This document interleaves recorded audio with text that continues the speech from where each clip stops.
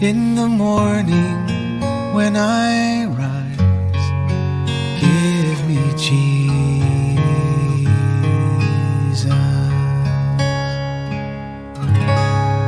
Good morning. First, let me clear up something that you might have misunderstood me saying yesterday.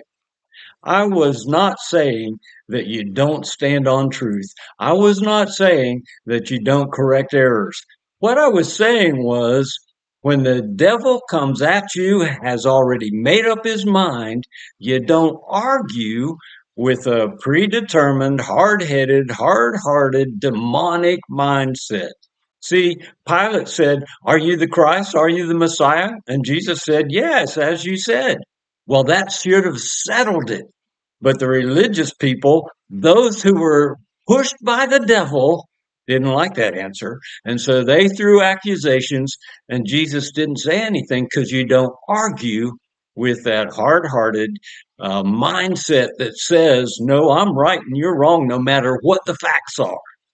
Okay, now, the other thing I said yesterday is that people are fickle.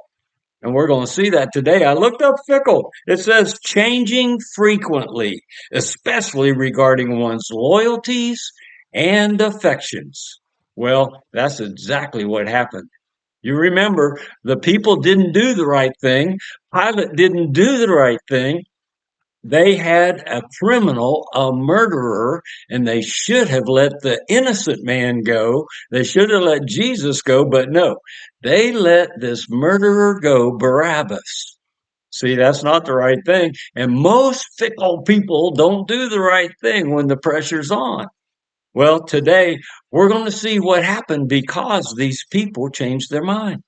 Let's face it, today is what we call Palm Sunday. Today's the day that Jesus rode into Jerusalem on a donkey. And the people said, "Blessed is he who comes in the name of the Lord." They were all for Jesus. They were praising Jesus. They were waving palm fronds towards Jesus and laying them on the path. Now, what are they saying today? Well, we're in Mark chapter 15, and I'm going to read verses 13 through 15, and they say this.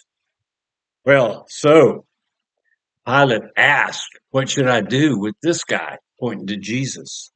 And they shouted back, "Crucify him." These are the same people that were praising him. Blessed is he that comes in the name of the Lord. The same fickle people. Verse 14, Pilate said to them, "Why? What evil has he done?" But they shouted all the more, "Crucify him." Now look at what Pilate does. He should have said, well, too bad. This guy's innocent. I'm going to let him go. But instead, wishing to satisfy the crowd. Why do we live our lives to please fickle people? Why do we? Why don't we stand on truth? Well, that's what Pilate should have done, but he didn't. Wishing to satisfy the crowd, Pilate released Barabbas for them. And after having Jesus scourged, oh my goodness, he was beaten. His body, scripture says, was beaten to where you couldn't even recognize him as a human being anymore. And he took those stripes for our healing. By his stripes, we are healed. Surely he has borne our sickness and our pain. Well, that's what scripture says, and I believe it. Well, after he was scourged, he was handed over to be crucified. You look at this situation and you have to see how the enemy is in the middle of all of it.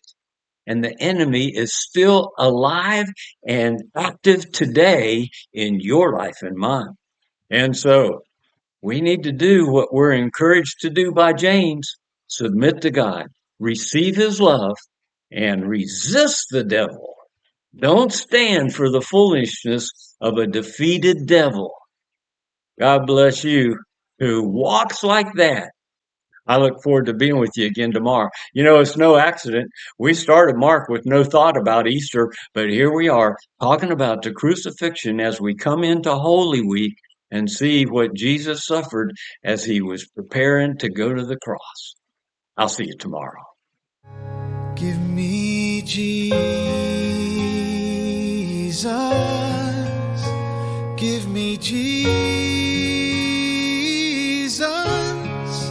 You can have all this world, but give me Jesus.